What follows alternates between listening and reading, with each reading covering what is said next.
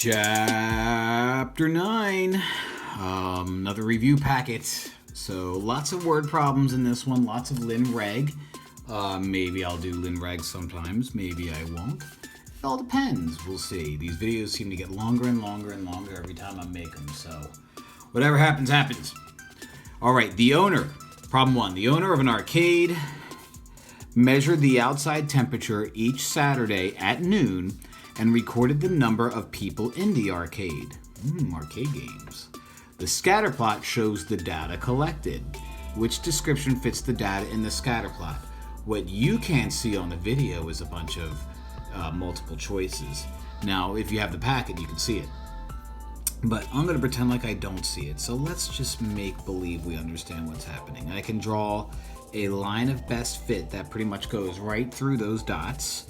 And it looks like, for the most part, as temperature increases, attendance increases. As temperature increases, attendance increases. Positive correlation. Strong positive correlation. So, pretty much answers that right away. As temperature increases, more people come to the arcade. As temperature increases, fewer people come to the arcade. That doesn't make sense. As the number of people at the arcade is always the same. That's wacky. And there is no relationship. That would be like a no correlation. So this one's pretty obvious, not too complicated. They didn't ask us to get into the numbers of everything, but you know, it makes sense. I mean, if it's hot outside, you're gonna want to go in and play video games in the arcade, right? 80s kids? You're not 80s kids. You're like, you know, zeros kids, whatever that means. Teens kids. Use the table below. Which linear function relates y to x? Well, this is a lin reg problem, but I'm not going to do lin reg. What's lin reg? Search it up on my YouTube. There's a video. My friend Peyton takes care of that. What I'm going to do here is I'm not going to use lin reg because I'm literally looking around the room that I'm currently in and I don't see a calculator. So lin reg, not today, at least not in this problem. So I'm going to just do it the old-fashioned way. If I'm going to write an equation, I have to write it out as y equals mx plus b. M is the slope. B is the y-intercept. Okay. Now the slope is rise over run. Oh my gosh, rise over run. Okay, that's the change in the y's. I know I'm doing a lot of arrows here. The change in the y's over the change in the x's. Okay, so let's find out the change of the y's. Looks like I'm going minus 2, minus 2, minus 2, minus 2. The change in the x's is plus 2, plus 2, plus 2, plus 2. So since these all follow a pattern, it is linear, and it looks to me that this pattern is minus 2 over positive 2. And one more arrow. Negative 2 divided by regular 2 is negative 1. So let's see if I can eliminate anything. If my slope is negative 1, my equation so far is y equals negative 1x plus something, which eliminates u, and eliminates u, and eliminates u, and only has u. Okay? So that leaves me only one option. I can find the 12 by doing something that I did in the last video that I made. What was that, chapter 6? I don't know. Maybe I'll do it again in this packet, but I'm not going to worry about it. I'm just going to focus on the fact that I have my answer, and my answer is C, the end. Page 2, I have a confession to make. While I was doing this page, a goblin came into the room and tried to attack my family. I'm at my house, you see, and while attacking him, I was actually doing this problem, and he grabbed my pen and I scribbled everywhere, and so I defeated the goblin and everything's okay, but I had to redraw the table down there, so if it looks weird, it's because of the goblin. Anyway, you randomly survey students about attending a swim meet. You display the two categories of data in the two-way table. So, you have gender, female, male, and swim meet, people who went, yes, or who didn't go, no. So, for example, I could say something like 42 females went to the swim meet. 40 males did not. That's what we're talking about. Usually when we do problems like these, and we're given just like, 4 numbers, we're missing information, and that information that we're missing is the totals. So I'm going to add a few more blocks.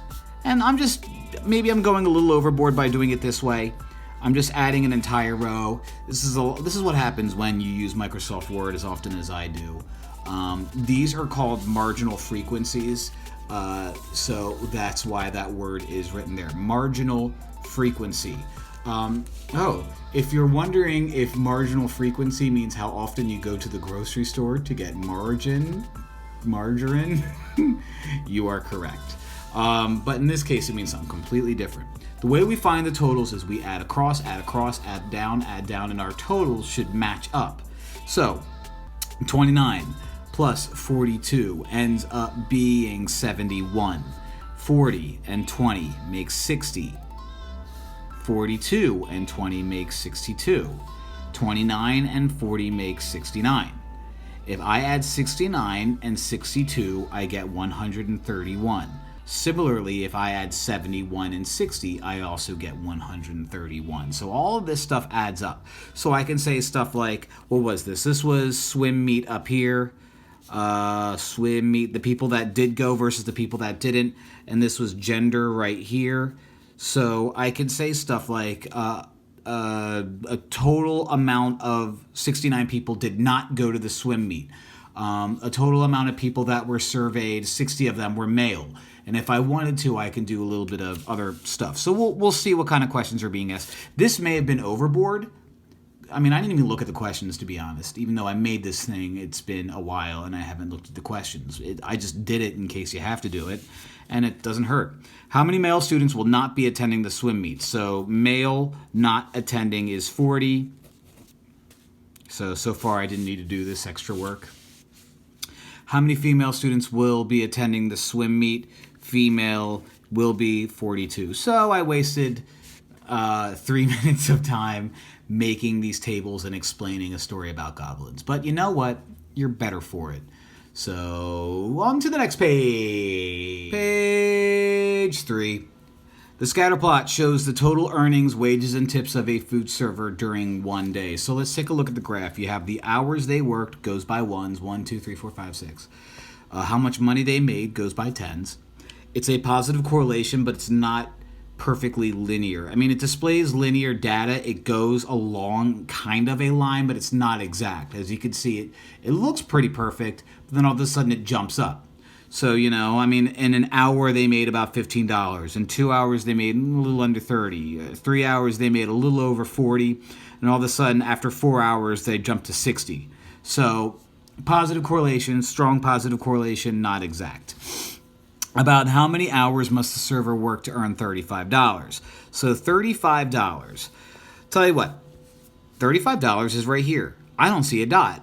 So what we need to do is we need to draw a line of best fit. So I'm going to start at 0, 0, because it only makes sense that if they work no hours, they make no money. And I'm going to draw the best line. I'm looking around the room that I have, and I don't have anything like a ruler. So I'm just going to do the best that I can. Hey, that's not bad at all.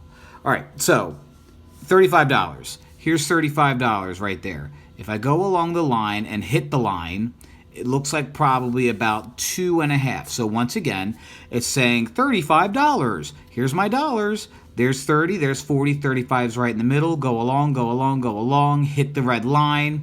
So that red line correlates with about 2.5. So 2.5 hours. And of course, the trick is the word about. It says about, which means if you were to say something like in between 2 and 3, that's acceptable. Because about does not mean an exact answer. It means an approximation, what you think it is. And there's that word again. About how much did the server earn for 5 hours of work? So let's go to 5 hours. Let's go to that dot. Looks like it's pretty much spot on for 80. So here's 5 hours. There's my dot. Even though it doesn't hit my red line, I'm still going with the dot. So I'm going to say it's about $80. To describe the relationship of the data. Well, the relationship is as the server works more hours,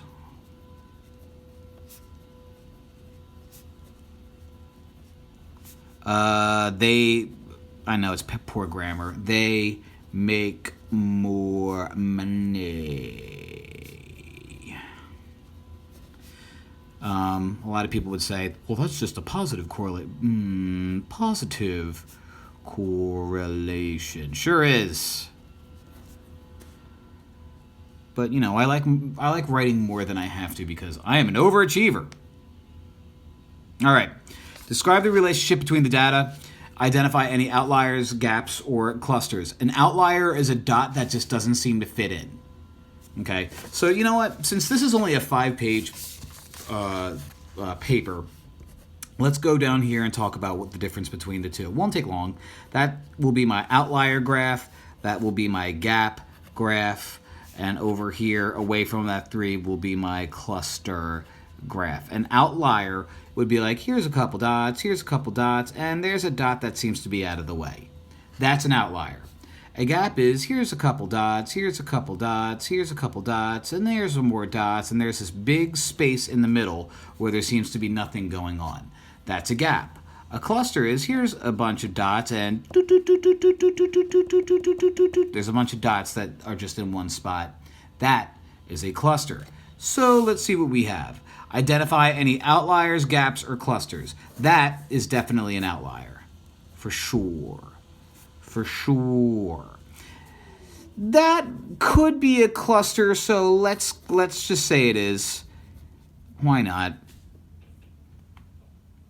And what we have going on here is the relationship is we have a positive correlation. If I want to be specific like I was up here, I could say something to the effect of, well, as the y values increase, the x values increase. But, you know, positive correlation. I think I'm spelling correlation wrong. I am. Full disclosure, I had a flu yesterday. It's 9 p.m., so that would explain why I am the way I am. All right, one more page, 2 more pages to go. Page 4 only has one problem. Let's see how long I can draw this one out. The scatter plot shows the total earnings, the fare, and the tips of a taxi driver during one day. So this is very similar to on the previous page where you had a server making money over hours. So we have a pretty strong positive correlation. This goes up by 25s, that goes up by 1s. It seems for the most part like, you know, I can say after one ride, this person made somewhere in between 25 and 50. So a good number in between is like 35. After 2 rides, they had $100 in their pocket. After 3 rides, they had like $110 in their pocket. After 4 rides, they made $155. After 5 rides, $175. And after 6 rides, just a little under $225. So we could say $220. Stuff like that. Positive, strong, you know, we'll see what we have to do with it. How many rides did the taxi driver give to earn $175? So $175 is right there. In a previous problem, I wrote the line, but I feel like I don't have to do it because 175 has a dot on it, and that dot matches up with 5. So we will say 5 rides. Okay? About how much did the taxi driver earn for giving 2 rides? So here's 2 rides. Boop. Matches up exactly with $100.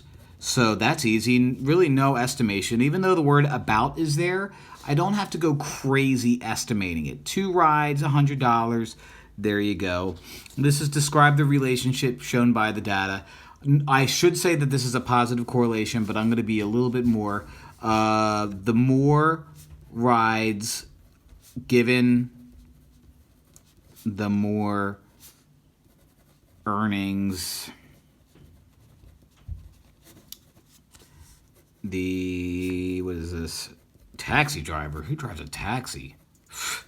Uber, now that's what I'm talking about. Makes. And it is a positive correlation. Apparently there was a goblin in here earlier, and he was forcing me to misspell correlation. I'm not lying. I would never lie to you.